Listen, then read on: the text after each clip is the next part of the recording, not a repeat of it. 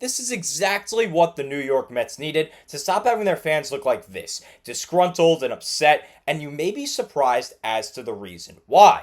Ladies and gentlemen, as you may or may not know, the New York Mets are on by far their worst stretch of 2025, losers of 13 of their last 16 games. Not only that, but they just got swept by the Pittsburgh Pirates, one of the worst teams in Major League Baseball, and got outscored 30-4. And sweeps are pretty common in New York Met land of late. They keep getting swept. Their losing streaks get longer and longer. But we're entering the month of July, and I think the Mets are going to make a full 180 turn to get back to that top of the MLB team, New York Mets, that we all know and love, that were present just 3 weeks ago on June 12th. But you may be surprised as to the reason why, and to hear it, you're going to have to stay tuned only on Mets Digest. I'm your host today, Mike Duda. I'll give you this very interesting opinion, but first we got to talk about some subscribers, and that being that 67.3% of you that watch these videos are not subscribed. So please do me a favor, do us a favor here on Mets Digest, and hit that free subscribe button.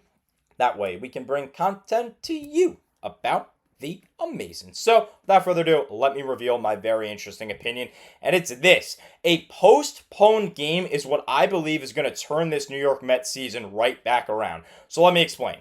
Back on Monday, June 30th, they had a scheduled off day. This was after that terrible series in Pittsburgh where, again, they got outscored 30-4 by a dead last team and one of the worst teams in all of baseball. And then yesterday was an off day as well, and that is because about an hour and a half, maybe 2 hours before first pitch, the New York Mets canceled their game against the Milwaukee Brewers and postponed it to today, Wednesday, July 2nd, due to rain. The rain was really, really bad. So, the Mets ended up getting back-to-back off days. They'll play a split doubleheader at 1 o'clock and 7 o'clock today, Wednesday, July 2nd. First pitch coming up in just about an hour from when I'm filming, probably about half an hour from when you're seeing this. So, hopefully you're tuning into pregame as well as Mets Digest. But before we go into a deep analytical dive on this stretch and why I believe this back-to-back off days is really going to help the Mets, shout out to Adam, our new content creator here at Mets Digest. He's done an awesome job over his couple of videos that he's posted so far. Go ahead and check those out if you haven't already. He's done a great job, and he also talks about this stretch, and I think that would be some good background information if you're not already familiar. But like I said, let's do some deep analytical diving. This is a chart that I made based on the stretch and 2025. So, on MLB.com, you have the ability to look at the last 7 days, last 15 days, last 30 days for all MLB teams, and I figured 15 days is close enough to that 18, 19-day stretch that the Mets have just been really, really bad. So let's go ahead and check out how the Mets stack up against Major League Baseball compared to how they stack up against the Bigs throughout the entire season, throughout 2025. And as you can see, it's a ton of red in the stretch. They've obviously been better throughout 2025 than they have in this stretch, with the exception of their rates of batter strikeouts. They're, for some reason, striking out less over that stretch, and they're giving up less hits on the mound. But regardless, the numbers speak for themselves overall. Look at all that red in the stretch. And there's a couple of things that I really want to highlight here on this chart. So take a second, go ahead, look at the chart, pause the video, and come back when you want to hear some really interesting things. And the first being the New York Mets are dead last over their stretch in walks drawn at the plate. They're 30th with 26. That is 3 full walks less than the Colorado Rockies, who are in 29th place over this stretch over the past 15 days. And you compare that to the season, they're actually a team that draws a lot of walks. Over the course of 2025, they're tied for 6th most walks in all of Major League Baseball. That's good, but they're drawing less and less walks. And then when you go down to the on-base percentage, obviously their OBP over the stretch is going to be far worse, and they're actually almost dead last over the stretch because they're not drawing as many walks. So that's one of the big problems offensively, is that the Mets are not drawing walks. They're not producing base runners. And then when you go ahead and look at the pitching side on the bottom half of this chart, it gets even worse. Over the stretch, dead last in earned run average at a 634, and that's 0.35 points higher than the Minnesota Twins, who are in 29th place over that stretch. Really, really bad. And look, in 2025, they have the 4th best ERA in all of the Bigs, and this was first in Major League Baseball for so long, and they finally are not the best ERA team in the Bigs because of a big part of this stretch. Now, also on the pitching side, You look at the walks. The walks have always been a big problem for the New York Mets this year, and over the stretch, it's no different. They are dead last with 2 more walks than the 29th team, Toronto Blue Jays. And overall, it hasn't been a great thing for the Mets this year. They do walk a lot of batters, 28th this season in walks, meaning they give up the 3rd most walks in all of Major League Baseball. But still, it got even worse in terms of the per game here in this stretch. Last thing I want to talk about is the whip. As you see, a 1.62, dead last in the major leagues as well, 0.16 points higher than the Baltimore Orioles, who are in 29th over this stretch. And you compare that to a 1.30 here in 2025. Not great at 19th overall in Major League Baseball, but of course substantially better than this stretch.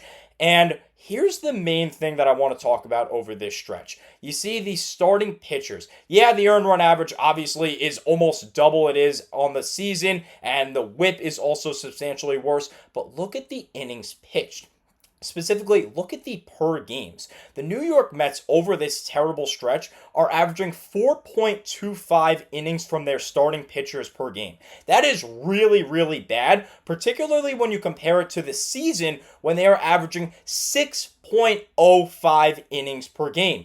This means the bullpen is going to have to pitch more. And as you can see, over the stretch, the stats are not good because the bullpen is simply getting tired. Now, if you don't believe me from these statistics alone, let me give you 3 players. I'm going to give you two bullpen arms and a starting pitcher that we're going to have to talk about here. Let's start it off with Reed Garrett. Reed Garrett was amazing. I was thinking he was going to be an all-star, and he's not even a closer. And all-stars are almost always closers if they're relief pitchers. But I thought Garrett had a real shot at being named an all-star back on the 10th, back before this stretch started. He had an 0.95 ERA. And guess what? Over this stretch, Reed Garrett has a 12.27 earned run average. That is terrible. Absolutely putrid. He had an 0.86 ERA through his first 26 and 2/3 innings pitched since a 10.13 ERA. And why is Reed Garrett struggling right now? Well, he's on pace for 61 innings pitched this season, and that's with not pitching a ton since this bad stretch has started. That would be the most of his career. Who else is going to have the most of their career in terms of innings pitched?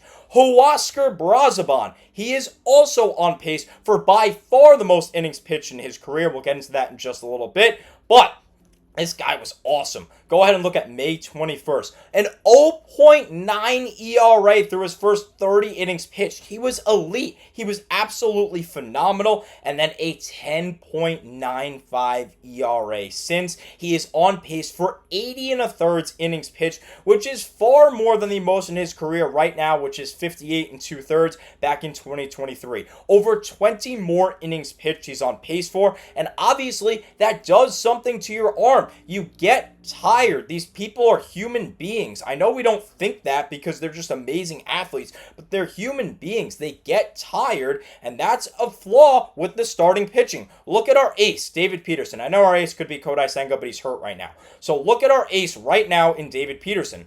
He was amazing. He was fantastic. I was at that game live where he pitched the complete game shutout, and I was so happy. I was like, man, this guy is awesome. He had a 2.49 ERA, which was 5th best in all of Major League Baseball amongst qualifying pitchers through his first 79 2/3 innings pitched. Since then, a 7.49 ERA. He also has a 10.38 ERA over the poor stretch, and he's giving the Mets less innings. Look at the last 2 starts where he's been really bad. 4 2/3 and 4. Over 2 starts, he's given 8 2/3 innings pitched, which is less than just 1 start that he made back on the 11th of June. It's obvious that the starting pitching is not going deep enough, and therefore the bullpen is getting tired. Now, a quick interesting note that I want to make. This all started with the Kodai Senga injury. Go ahead and check out that video from a couple of weeks ago if you haven't already. I made 2 videos on the Senga injury. The first one was when he actually got hurt, and then the later one was a little bit of an update.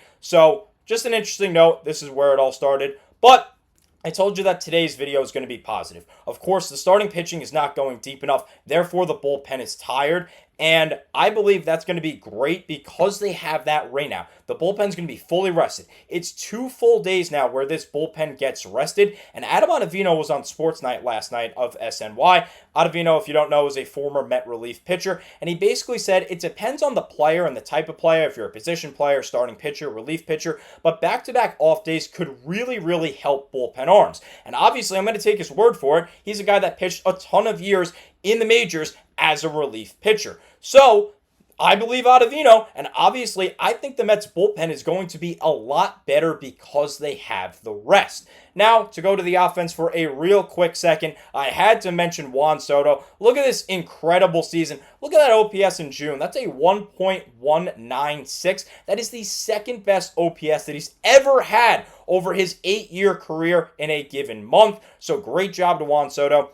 He's finally heating up, and he's finally being that Juan Soto that we all know and love. But let's go ahead and take a look at an expert. We got a very interesting guy to talk about here, and that is a former manager, Terry Collins. Anyone remember him from 2015? Man, I absolutely love Terry Collins. So let's go ahead and listen to what he says. He says, question, remember when the Mets lost 7 in a row in June and finished the month at 12-15, just like this year?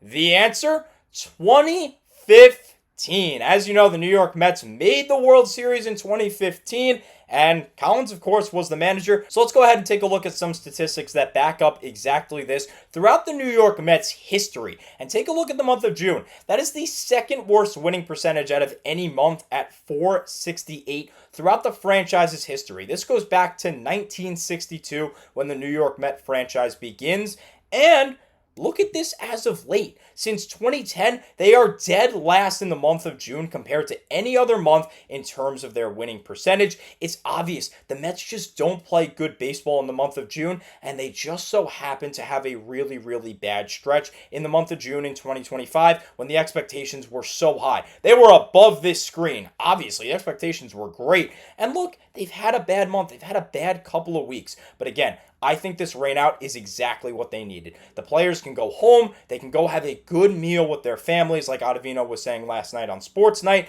and they can relax. The bullpen gets a couple of days. Now all of our top arms are well rested. We're ready to go. I think we're going to see that Reed Garrett that we saw in the beginning of the year. Same with Huascar Brazoban because they're all rested and ready to go.